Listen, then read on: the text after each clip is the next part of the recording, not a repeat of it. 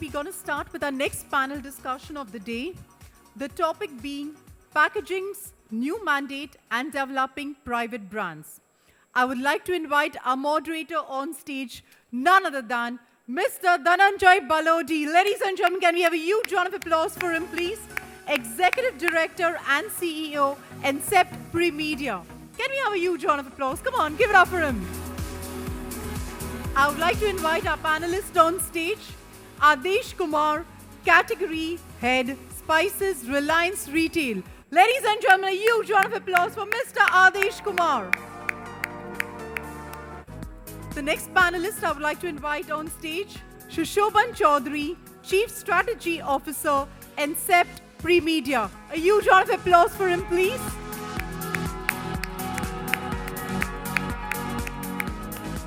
Next, I would like to call upon Mr. Manish Gupta, Executive Director and India Leader, SMB. Can we have a huge round of applause for Manish, please? And none other than Mr. Darayus Mehta, Head Marketing and Online Business, Beardo. Ladies and gentlemen, can we welcome Darayus, please, on stage? Thank you so much, gentlemen, for joining us this evening, today, for this event. I would like to invite Sushobhan to please take the lead. He's going to set the context for the session. Over to you.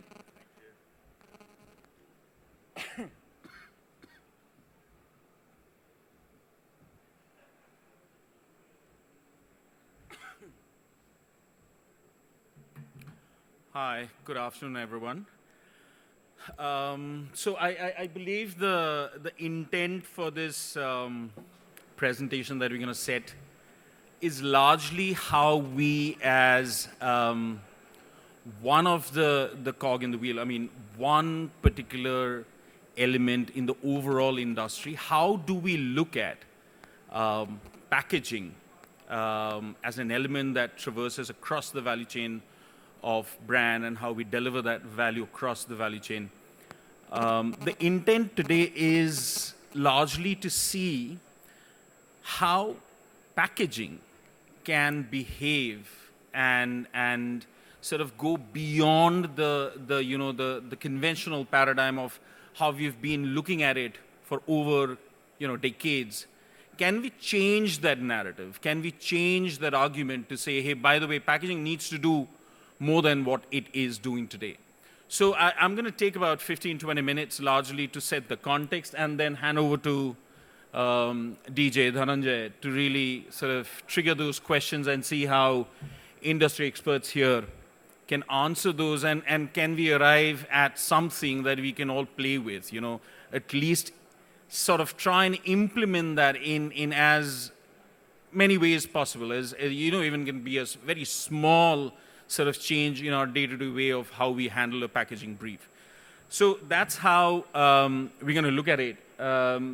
So, traditionally how packaging has been looked at. And it's changing. I mean, there's a shift. We are not going to say that it's not happening. But traditionally, the way packaging has been handled is to say, hey, by the way, you walk into a store, and does the packaging talk to you?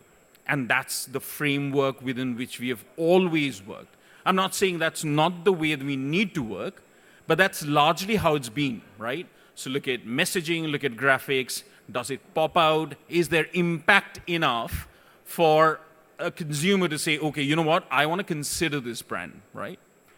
But the way we look at it at Encept brand design, is to say that the world is evolving. There is a major shift in how we look at brands, and there are value systems that the consumer has today that needs to talk back. So the packaging is an instrument then that holds those value systems. So the disruptive way of looking at packaging today is largely to say that it needs to move from that first moment of truth. And that's how we have looked at it. Okay, you've looked at the brand, you've looked at the product and say, okay, I want to give it a try. But, like I would say, in today's world, all of us are driving cars. At what given point in time do we think that once we go to a showroom, then we decide that we want to buy a car? It doesn't happen, right? what happens is a car is already sold before it's bought. So why can't packaging deliver that in ways that we believe the world is changing? We need to be sort of dovetailing our that particular instrument in that context, so right? So it needs to move from that first moment of truth to disrupt that overall narrative. Now, way we look at it is, we're not going to look at it from a very sort of linear way. All right, so you're talking about the first moment of truth. What can happen beyond that? No, we are not saying that. We are saying, hey, pull out and see what could also happen before that, right? So that at the first moment of truth, you've done what you want to do, right? So that's how we are looking at this entire presentation, to see, can we trigger some ideas in our mind by looking at what the entire world is doing and move beyond that. So that's largely how we are looking at it. And I touched upon the fact that why should we do that?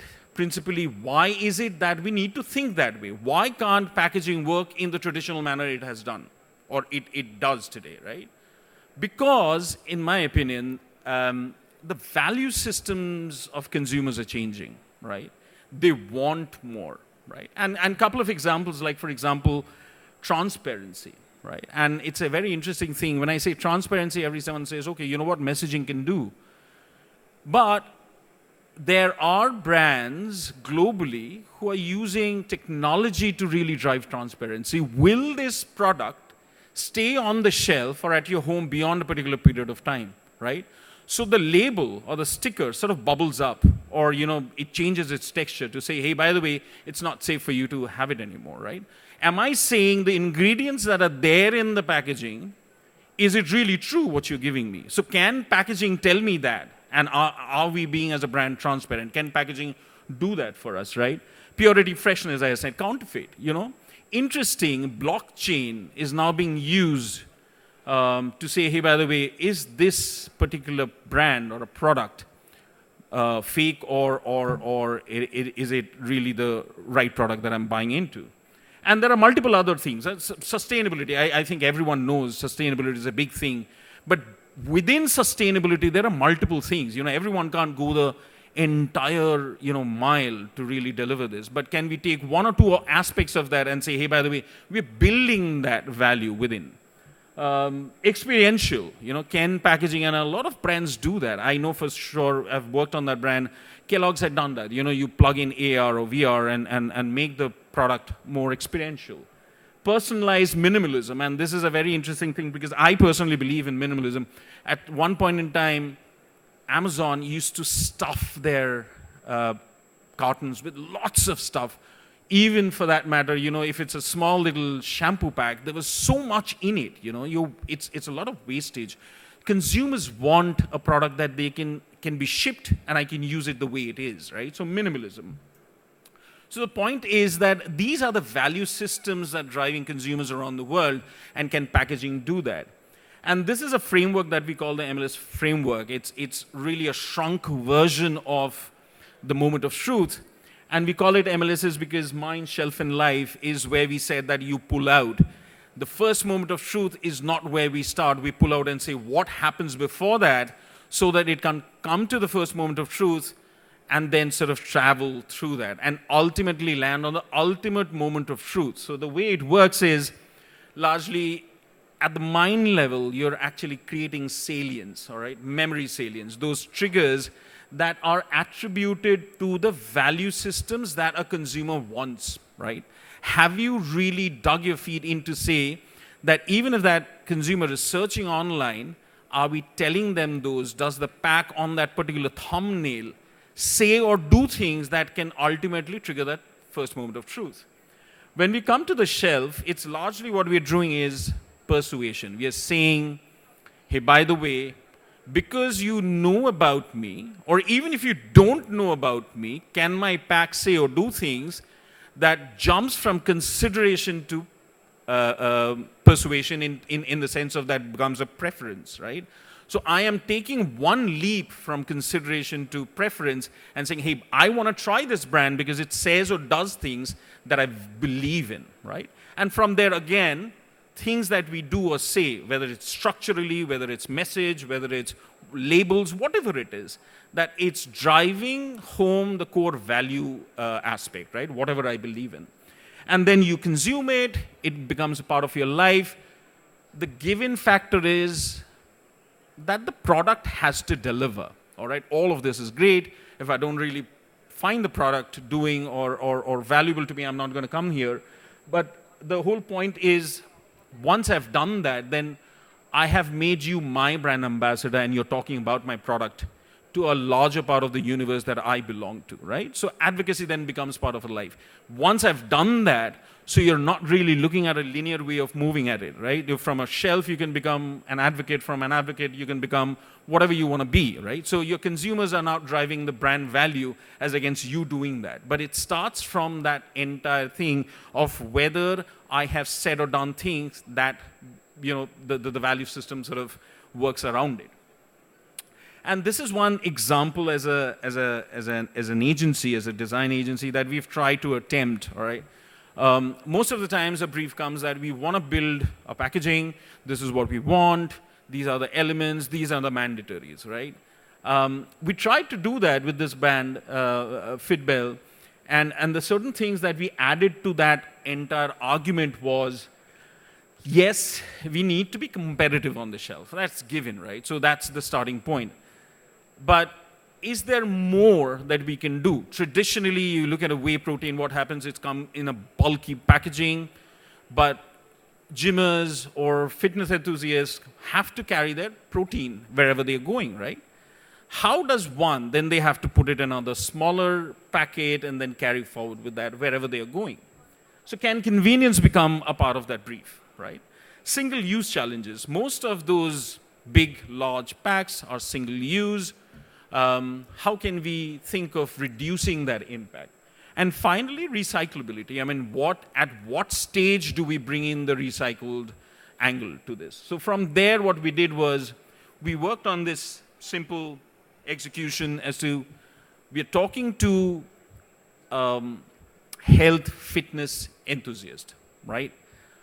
What is it that he or she does on a day-to-day, exercise regimen that becomes central to his or her life? And we started with a kettlebell. So we took that angle and we said that, can we change that and make it so the inspiration or the synonymity of that particular device was then plugged into the design, right? And then we sort of traversed the entire value chain to say, let's plug in every angle. So we said, okay, by the way, the pack is made from recycled plastic, right? We said that it needs to have a handle that whether he's in a car, whether whatever, he can just carry it. He doesn't need to have another small little dabba with him so that he can just pour that out, right? And finally, in terms of the material, in terms of the design, all of that done to really appeal to him, right? So the sustainability angle also, in some way, in a very small way, we tried to plug that in. And this is our attempt to say that, hey, by the way, as an agency, can we inject that value into that system, right? This is a very small, it's not just that we are only one who's doing it. There are brands across the world who's doing this. And this is an interesting example. I just want to play this for you guys to have a look.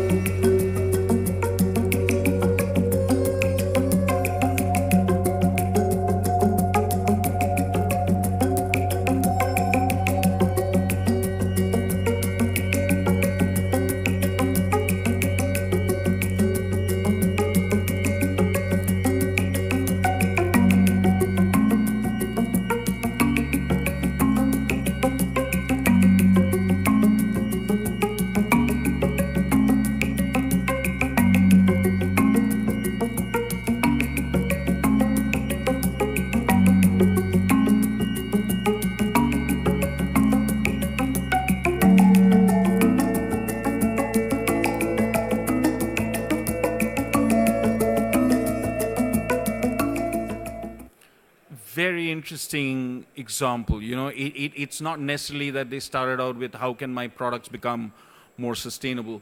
It's just a very modular idea in nature, where at what particular intervention or stage in the consumer's life can we bring in an intervention. Packaging becomes an intervention here, right? Unique design pattern, that becomes synonymous with the brand. So they own that pattern, right? You're using cloth that can be used as a scarf, right? It's made from recyclable materials. What a fantastic idea to go with. And very small, a small little shift in the overall behavior to make that happen, right? And this is happening across, and largely, in my opinion, this entire revolution of sorts is primarily being driven by, in a way, the D2C brands. They are far more sort of aggressive in saying that I want to start right from the very beginning and not transform later during the existence of the brand or once. And this is a chocolate brand called Seattle Chocolate. I mean, they're sourcing their cocoa and all of that, great sustainability, all of that integrated. But, at every stage, the way they're doing it, that particular box out there, the ribbons can be reused, the box can be reused. This particular mint chip box is actually made from eucalyptus. So therefore, it's not necessarily that you have to dispose it off, find a way, a channel to really dispose that off. Go into your garden and dispose it off. What a beautiful way to bring in that whole element. 6 to 8 weeks, apparently, it takes for it to become a compost. So all of that being done in such a frugal, modular manner that, it brings value, creates value. L'Oreal, I mean, a lot of brands are doing it, but L'Oreal in general is trying to do this, where they're bringing in paper packaging, right? Enough R&D done to say that, okay, it can carry liquid, it'll not really, melt or, become soft, but that's happening on a day-to-day basis, right? So the whole championing of responsible consumerism is happening. Indian brand, really love their tea. And one thing that I felt that they've done well is to say, hey, by the way, if we were to order tea and needed to go to, a company or, home, if I had ordered 5 of them, they would send me 5 cups, right?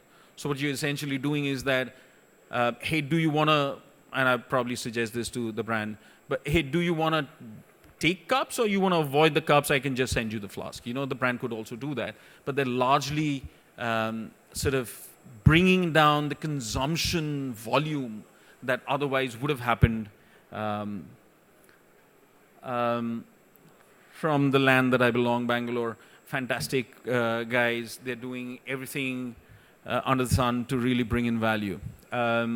So this way, I'm not a South Indian, but our home, every day we have dosa and idli and all of that.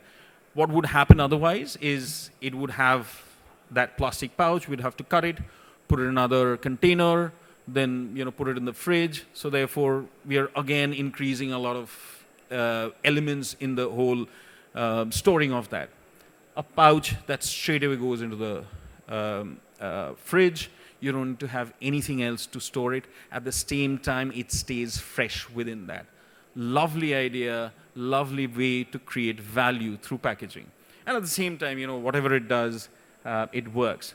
So coming to the last slide before I present another video, and I'll open the house for questions. My belief is, and as an agency, as Encept Brand Design, we always think that there are bits and pieces that we can do individually, independently. As a marketer, as a retailer, as a packaging company, all of that. But is there a way to say that can both the upstream and the downstream think together? Because right now we are the precipice of a world that we need to leave behind for our kids' future generation that is green, that is healthy, that is safe. When is it that we can start that conversation to say, hey, even if it is at the time that a manufacturer is thinking of creating a structure, can he start thinking backwards to say, what can I use as a material, right? I've been hearing this conversation for a very long time. Mushroom is being used as a packaging material, but not one packaging material have I seen in India actually on my shelf, in my house, with that material. Why is it not happening? Because the starting point has a lot of friction, manufacturing, cost, all of that. But if we were to make this seamless, that everyone is thinking together, can we make a change is the question that we need to answer. So therefore, can both sides of the trade work together to make this happen? This is a video that I've borrowed from the internet, but this sort of encapsulates what we are about to discuss. So therefore, if you could look at some of these things, and then we can discuss all of this. And if you have any questions, I'm sure some of us can answer that. But this is for you guys. About 1/3 of the world's total carbon dioxide comes from food. And yet we throw away more food than ever. As much as 173 kilos per year per EU citizen. So the European Union recently decided to set a goal, to halve the food waste by 2030. This will make packaging much more than just a container. It'll make it a hero. More, smarter, and greener packaging are part of the solution, and they will make change possible. Food waste will be partly reduced by transporting food in better packaging, which will help decrease damage and increase durability. But the biggest impact will come from changing the behavior and habits of the consumers. Through research and innovation, we can replace fossil components with primary forest products. Bio-based functional electronic materials will be able to tell what the packaging has experienced since it was filled, and how it was handled during transport. This will give the customer a sense of security, and it will work like a modern certificate of authenticity. But the possibilities could be endless. In the future, your packaging could notify you on your smartphone when a product is close to its use-by date. So your food won't need to be thrown away, and this will help reduce waste. Packaging could communicate a consumer's daily energy needs and remind us when we've eaten too much or too little. Packaging could communicate with your stove to suggest an ideal temperature and cooking time. Or packaging could help facilitate and reward the correct recycling in new and smart ways, which means we will be using all the endless possibilities of primary forest products. The forest will give us the answers, and by researching primary forest products, we will discover how we can enter a sustainable future with better food and smarter packaging. Packaging is the hero of the future. The example of just being food doesn't change the optics. This can apply to any industry, whether it's FMCG, whether it's food, it's CPG, whatever it is. I mean, one or two of these can work across the spectrum. So the idea is to say that what all can we really do today? What can we set for the future? And where can we really start? So, the argument is how brands, at the end of the day, it needs to perform, it needs to deliver, it needs to have an ROI. Given that framework, where do we believe and what do we believe brand needs to do when it comes to packaging, right? So, DJ, I'm going to open this up for questions. You want to do it from here, or you want to? Can we have? Okay, all right. Yeah, hi. So, this is going to be it's interesting. We've got a, very diverse mix of, professionals from various segments. So we've got Darayus, who heads marketing at Beardo. So that's the new age digital first brand. We've got, Adesh from Reliance. He's from the private label sector, the traditional, brick and mortar private label, also probably getting into online. We've got from Nielsen, Manish, and so Manish should be able to bring in some perspectives in terms of, how the end consumer is looking at brand and looking at packaging. So we've got two, brand owners from slightly different perspectives. And we've got a market researcher who's going to probably kind of tell us about how the consumers look at brand, consumers look at packaging. And so that's going to be an interesting conversation. So you want to come and probably kind of join us over here. So I think the context setting that Sushobhan did essentially was centered around one core theme, which is to say that the traditional perspective on packaging has always been that, first of all, packaging is basically a container that carries your product, and then you put some kind of a label around it because you want to make it visible on the shelf, right? So the core focus from a brand perspective always has been to make the product visible at the shelf, to make the first point of attraction for a potential shopper. But the presentation over here and what we have tried to kind of prod is basically, do we need to kind of look beyond that? And can packaging actually help build brands rather than just carry products, make them attractive on the shelf, make a sale happen? Obviously, everything we're doing is to make a sale happen.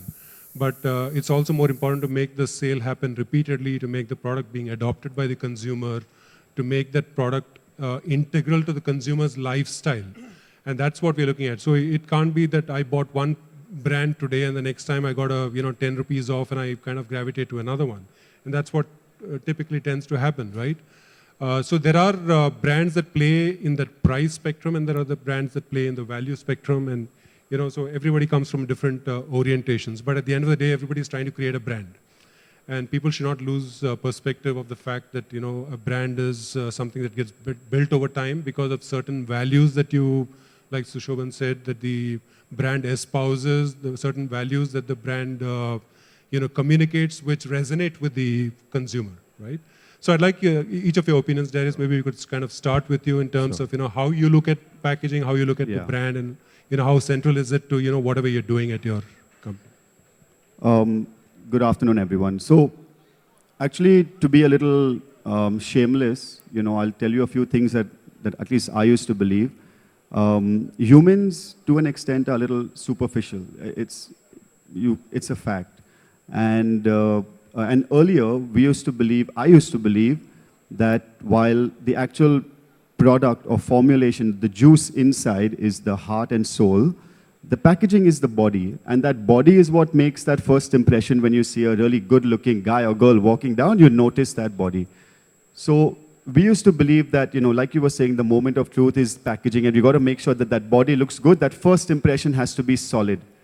But actually, we changed a little bit, I think, in the last few years, where we realized that, in fact, if we can sell that story, and exactly what you were saying, if we can sell a story before you even see that body, it makes a bigger difference. If I tell you that the sexiest man or woman is going to walk down the aisle, already, even if that person is not extremely sexy, you will still think that person is going to be a little sexy.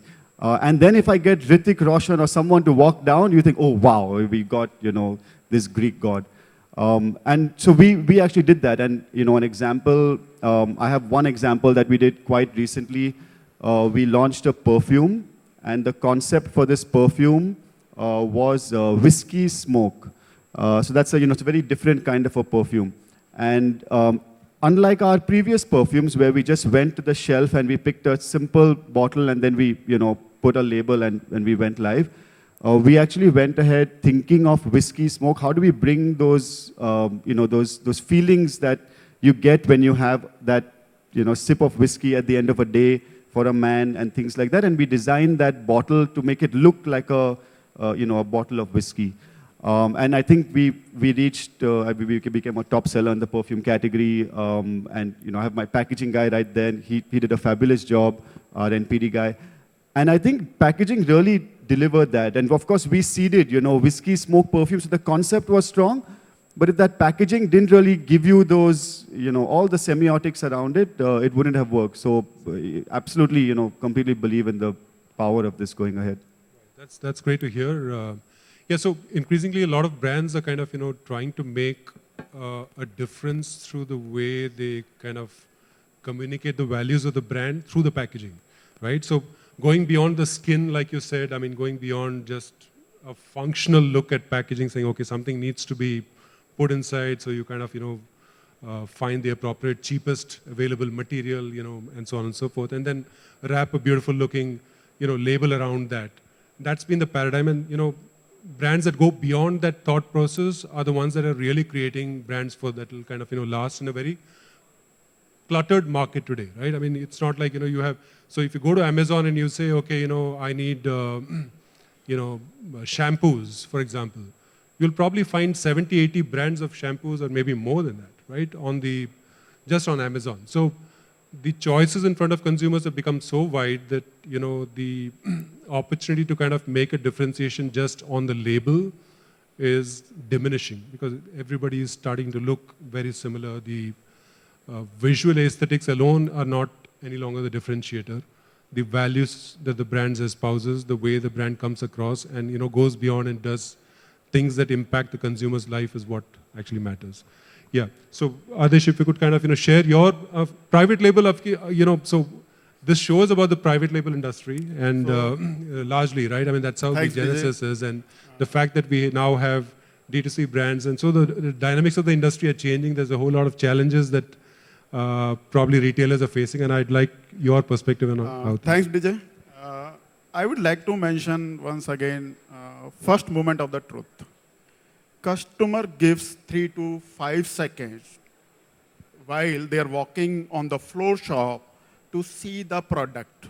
If product is new and we are just walking in an aisle, we only just do an eyeball. If we understand the product, then only we pick and start seeing the products.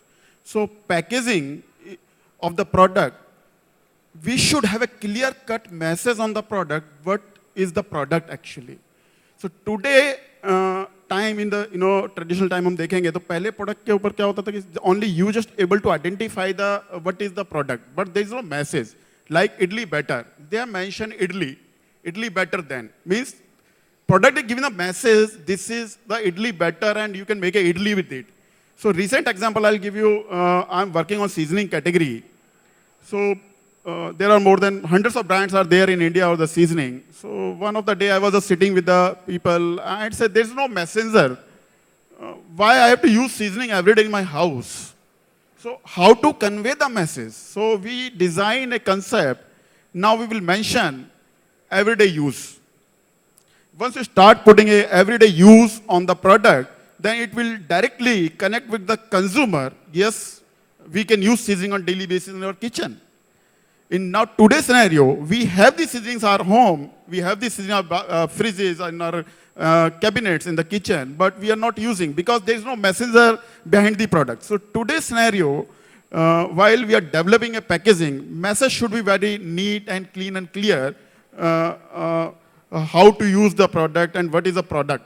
So that is really very important. Apart from that, color combination of the packaging. Certain times what I feel, color combination are not appropriate with the packaging. So where we really need to think in the future, which type of packaging and color combination we have to make it. In spices, if you put a color of purple, so it will not help you in catching the customer eyes. That is my view. Maybe I'm wrong in that way.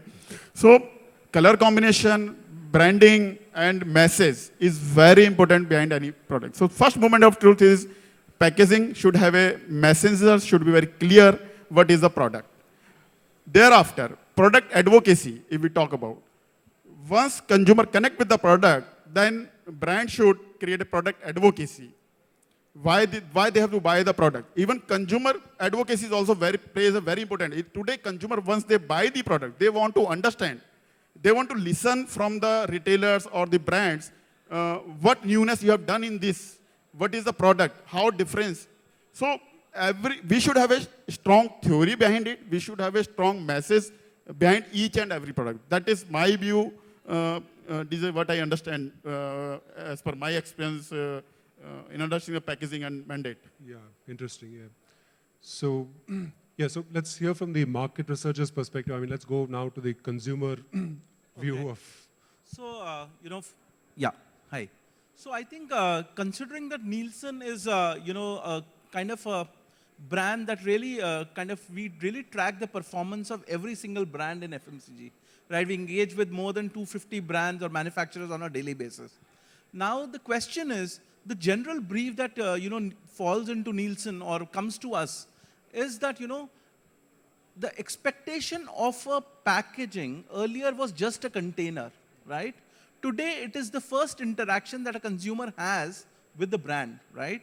Now, you can understand, there is so much of clutter available on the shelves. It is very, very important that the brand has to shout out for itself, right?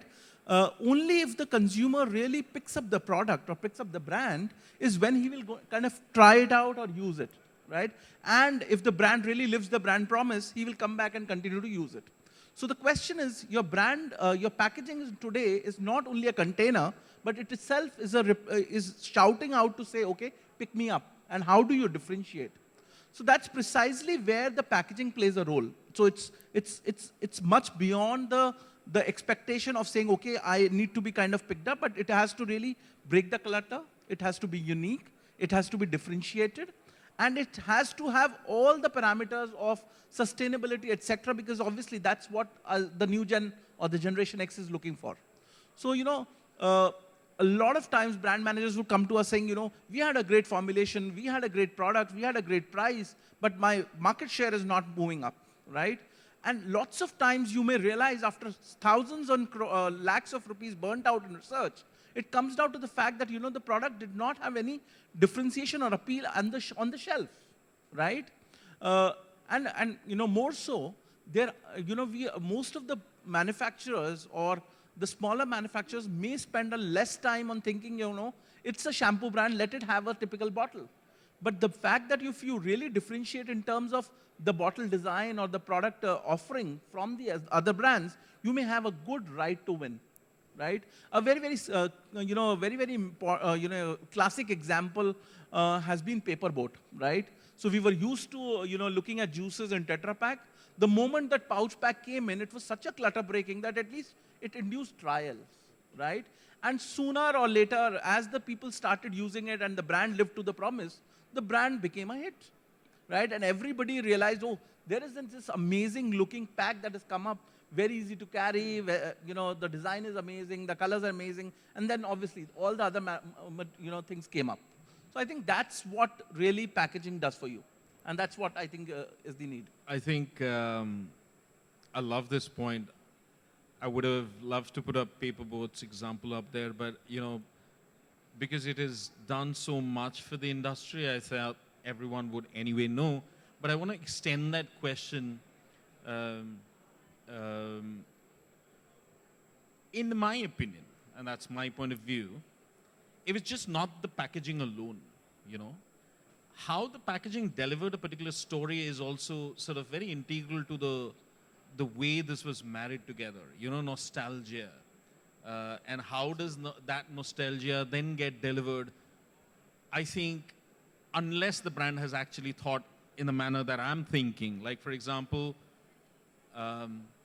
my days growing up, when I used to go to my granny's house, we used to pull out mangoes and we used to put them in a mouth and just squeeze it out, right? I think principally the way that they thought was putting the product in your mouth as against putting it in a glass and letting you sort of do that. Although it's very interesting because it's food category, but I just want to open this up. Yes, it was probably intuitive when they thought that it's food and therefore we need to think about the packaging in another manner. What is it that can be done? And Darayus, it's for you. I mean, you said whiskey and intuitively you know that, and that's a category I think does fantastically well when it comes to structures, right? I mean, look at every brand. They have got a unique identity when it comes to structures, right? Where else do we believe that, and that's where we agree, Darayus, to say that it's not when we arrive at the shelf does the story sort of reveal itself. Where can the story come, and where all do you see beyond? I mean, obviously, you're within a category that you sort of have command over, but where do you see, if you were to look at any other category, Darayus, where do you see, Manish and Adesh, where do you see that this principle can be applied? Well, I think this principle goes across categories. I mean, I can give you some examples of the brand I'm with. And we cater to men's grooming, but across about 13, 14 categories. And we nowadays try to apply that with all our new launches. So we actually start thinking of the concept, and if we are confident of the concept, only then we start really thinking of how the packaging can bring that concept alive. And if it's not bringing the concept alive, then I mean, we know we're going in with something that we're not so excited with. And it's not just my brand. Actually, you saw recently there was, I mean, a beautiful competitor brand, but M Caffeine, who wanted to launch caffeinated body washes. And if you guys have seen their packaging, it comes in this cappuccino cup. Beautiful. So you see that and you instantly get what they're trying to sell, you know, caffeinated or coffee-based body washes. And who would have thought a body wash would come in a coffee cup? So, I mean, I think nowadays, especially at least for the FMCG brands that I'm seeing, it's absolutely that. When across categories, it's wonderful. I just have one, sorry, go ahead. Yeah, I would like to add one point. I fully agree with him, you know, as, you know, packaging.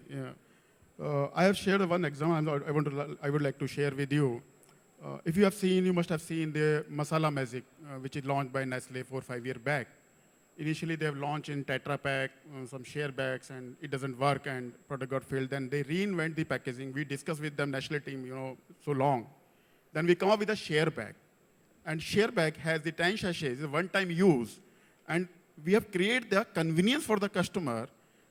Buy 100 gram, it's again we are selling 100 gram, but we are creating, they can use one time, they can pick up the sachet, they use it, and they keep it safe. So convenience, adaptability, acceptability, and long life products. So packaging should, you know, cater all the elements, not only the color combination, not only the product, not only the brand, along with the product, brand, acceptability, adaptability, and after that, once consumer buy the product, it should be convenienced. A lot of brands have copied the same segment. If you see, you must have seen Ching's Masala Magic, Capital Food. So Mr. Ajay Gupta was sitting with me and we were discussing. So I told them, why not you invent a one-time use pack? Why not you reinvent a share bag? So now today scenario, the share bag concept in spices category, very successful. It's one of the most successful packaging in our segment for all new emerging products and upcoming products also in the future. Since we're talking about, you know, packaging and all that, so we've got the brand perspective, but there's also the marketplace that's changing, right? So just in the last 5 years, for example, I mean, say 7, 8 years back, online was just about starting. You had Amazons of the world kind of, you know, taking off. Then came the surge of D2C brands, which are kind of, you know, leveraging this whole e-commerce platforms and then their own this thing. And now it's become a phygital shelf, right? So you spoke about doing research for brands, which is essentially at the physical point of sale, okay? There's a whole lot of consumerism that's happening online now, right? I mean, in terms of buying is, you know, in certain categories, probably a very large percentage is actually happening online. So how does this change perspective in terms of, you know, how consumers are interacting with packaging, how the brand needs to kind of design packaging? So if you were an FMCG, if you were a Unilever versus if you're Beardo, would you kind of look at packaging differently in the context of this changing environment? I mean, how do you see that? Absolutely. I mean, for us, since we've always been digital first, so in fact, we don't really judge the packaging on the structure. We first judge it how it would look on a thumbnail. And that's a very different approach, actually. So we judge the thumbnail. We may make decisions based on that thumbnail. In fact, here's a little trick. I don't know if I should even be saying it, but online, usually we prefer squarish shapes. That's not the right wording, but shapes that optimize for a square thumbnail. So, for example, a jar looks far bigger and better online than, say, a bottle which is tall and vertical. And these are small things, so we try our best to make the most of or get shapes which also, you know, optimize. Real estate. That's the only real estate. And then we can play with colors and things like that. So, but I also must say that while that is how we've been building the brand, it's also reached a stage where now we actually are aware that the future is going to be on creating a sustainable business, which will only happen with repeats. And that means that now investing behind the actual pack and say the label, doing things that actually make it really good when you get it in your hand is very important. And I remember we did one face wash packaging change, and the packaging change, no change in formulation, but has increased our repeat rate. And you know, so that's very interesting. yeah. That's very interesting. Yeah. No, that's just kind of reinforcing what we were kind of trying to say. So the attraction point at the shelf is critical. Everybody is going to do that, and that's the default, right? I mean, you put something on the shelf, it has to look good, but it also has to be good for the consumer. Right? At the end of the day, that's what matters.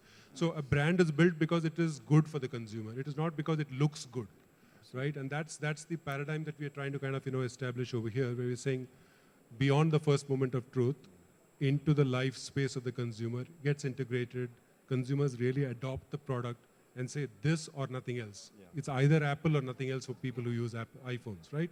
So things like that. So that's what is a brand, and that's what we're trying to kind of try and achieve. Yeah, Manish. So one point that was very interesting in the conversation, which I'll kind of touch upon again. So you did say that the marketplace is changing, right?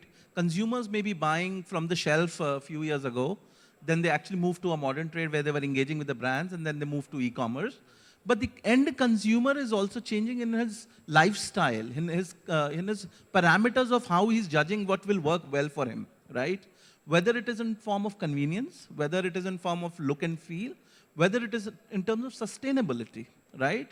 So I think, there's no rocket science in saying that the end product has to be good because that will yield repeats. But how do you induce trials become the first one whenever you try and work out with a new packaging or a packaging change, right? Nielsen does its awards where we actually kind of celebrate the new concepts or new packaging designs, right? And we have a full-fledged model to kind of measure them, track them, and kind of work on them, right? And we celebrate them as well. But the question is, what is differentiating you from the competition is not only about the look and feel, but about a lot of other parameters. And those parameters will vary from category to category. We can talk in, we can keep talking about Paperboat for many years because they are a revolutionary brand in terms of packaging. But there have been hundreds of brands that came much ahead of its times. I have this extreme example which just occurred to me. Cat Spices was the first one who came with sprinklers, right?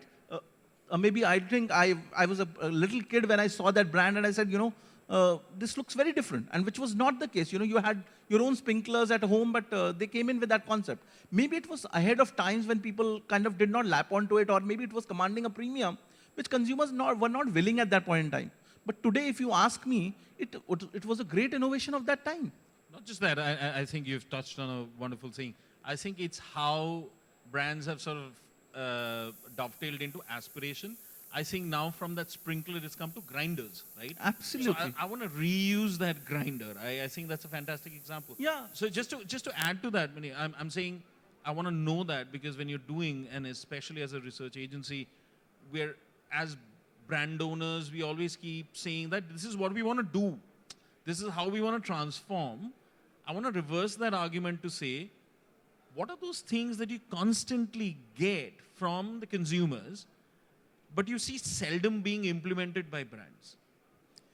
I'll just touch upon again a classic example when it comes to packaging, the Parachute Blue bottle, right? Now, donkey years we've been seeing that. There are new brands that have come into the play and they continue to kind of copy that because they obviously think that trademark or whatever will have an impact on their brand sales. But I'm saying there is time when the consumer is looking for some novelty out there, right? No, I'm saying, and there are categories shouting, saying for years we've been like that, why don't you change, right? So I think there are real aspirations and there are real desires in certain categories. And I think they are at the cusp when it can really help you really induce a very different, it's like it can act as a catalyst to the category. We've been always buying that blue bottle or, whether we buy a Dabur Anmol or we buy a Parachute. But if something can be done differently for a very, very basic category like oil, coconut oil, you may really create a kind of a buzz, right? And I think those are the thoughts that we need to kind of look at, saying, okay, let's not ape the category, but do something different.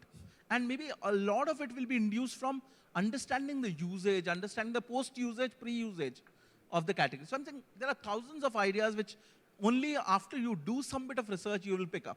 So I'm not trying to sell research here, but the reality is that, there is a lot of hidden insight that rests with the consumer, and going into a journey with him, or maybe even if we introspect, at the end of the day, we are all consumers, right? We will be able to find out some of those differentiators. Sorry, can I just say something? Yes. Because he spoke so much about oil. It's another example of something that we experimented with. Sorry, without the research, it was a little bit more intuitive. Or actually, our CEO, he's ex-Parachute, so he understood the oil category very well. And we launched a hair oil in a perfume-based packaging. So we tried to premiumize it, and the logic was that for men, they wanted a styling hair oil. They don't really want it for nourishment. It's a post-wash usage. And so we launched a hemp-based hair oil in a bottle which looks like an aftershave. And we launched that online, and it was actually doing quite well until, unfortunately, Amazon had some people selling ganja, and they eventually they stopped allowing us to advertise, and we got caught in that crossfire, unfortunately. But it was just going from what you said. It was a packaging innovation, and of course, hemp as a unique ingredient. But I think the packaging is what really stood out, and it's again a square shape, so optimized for for the thumbnail. Sorry. I would like to add Manish points. Is touch a very interesting point because subject to my category. That's why. See, sprinkler, which invented by the Catch, one of the successful product. Thereafter, now shifting to a packaging is a grinder. In a grinder, why grinder are gaining market share? Continuously, the share is increasing because of convenience, not of pricing. Customer who is buying the grinder, they are looking at convenience, aroma, taste, freshness. I would also add aspiration to it. I think that's another way Looks to look good at it. on the dining table. When you go to a restaurant, right? When you're being given that pepper, I mean, no matter how shitty the food is, you feel it's added another dimension to it.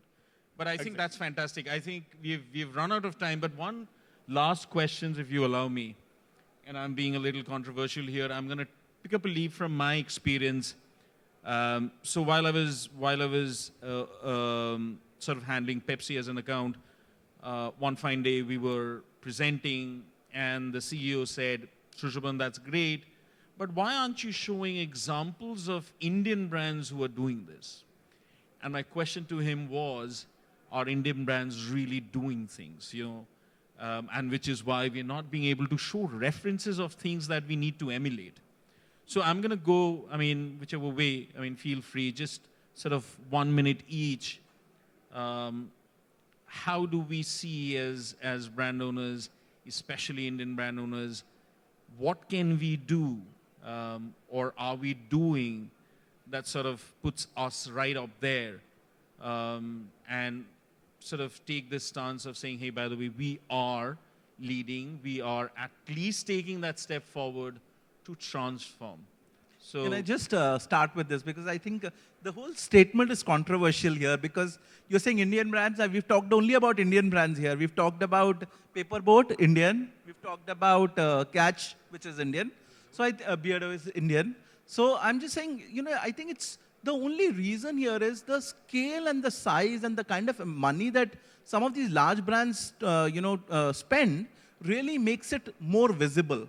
But I think there is more innovation, and maybe we are known for Jugaad and we are known for innovation indigenously.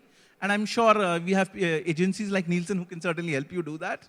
But the reality is that, there is enough innovation happening in India by Indian brands, just the fact that, we need to celebrate it a little bit more and maybe, and talk about it a little more. Well, I think the one thing that maybe Indian brands are not doing enough is sustainability when it comes to packaging. For sure, I think we are quite behind there, but also maybe we just haven't found the right or the sufficient demand for it, or consumers willing to maybe pay a little premium for that. It's not really hit that sweet spot yet. I think that's one place where maybe Indian brands are not doing enough. But for the larger good, maybe we should. But I completely agree. I think in terms of innovation, I mean, for DTC brands, that's the only reason we exist. So. That's the only way you can kind of make an impact, right? Absolutely. I mean, so there's no advertising spend for you. I mean, the only thing you can do is actually what you do with the packaging. Absolutely. Right? And things like that. So just to clarify, I mean, what Sushobhan was talking about happened 20 years back, by the way, right? So, so yeah, I mean, all the examples are from the last 5, 7, So we are 8 years moving or in the whatever. right direction. Yeah, that's right. So there's a lot that's happening. There's a lot of traction that's building. I think brands are becoming conscious that they need to do beyond just making the pack look good, and let's keep it at that. And there are attempts being made. There is a question of cost. There's a question of appropriateness. There's a question of whether it is really going to make a difference. There's also the business issue of at this life stage of business, what's more important? Being more in the market or making a difference, on the brand, right? I mean, so very evolved brands who have kind of saturated need to take that big next leap, and that's where innovation actually happens. For smaller brands which are just starting out, I mean, you have a whole market to conquer and you've not even done 1% of it. So you might as well spend time making that a 10% market rather than, doing innovation, right? So the motivations can kind of vary depending on, where you're coming from and what, but it's good to see that there's a whole lot that's happening. Absolutely. Thank you all for a fabulous discussion. Thanks. Thanks for joining us Thank you. At Encept Brand Design. And I hope all of you enjoyed this session. Thank you. Ladies and gentlemen, they deserve a thunderous applause. Give it up for them, please. A very, very big thank you to Dhananjay and well as Sushobhan for setting the context and moderating the session. Can we have a huge round of applause for them as well as for our panelists, please? We have a small token of appreciation for each of you.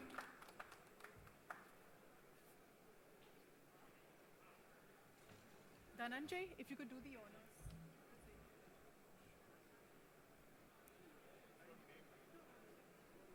Go on, ladies and gentlemen.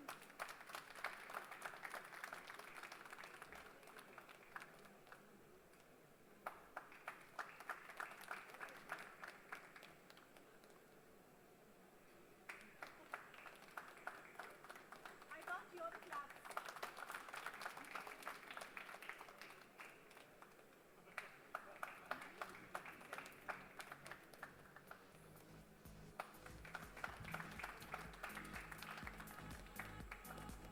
I must say, those were some great insights on packaging. We all loved the session. It was quite knowledgeable.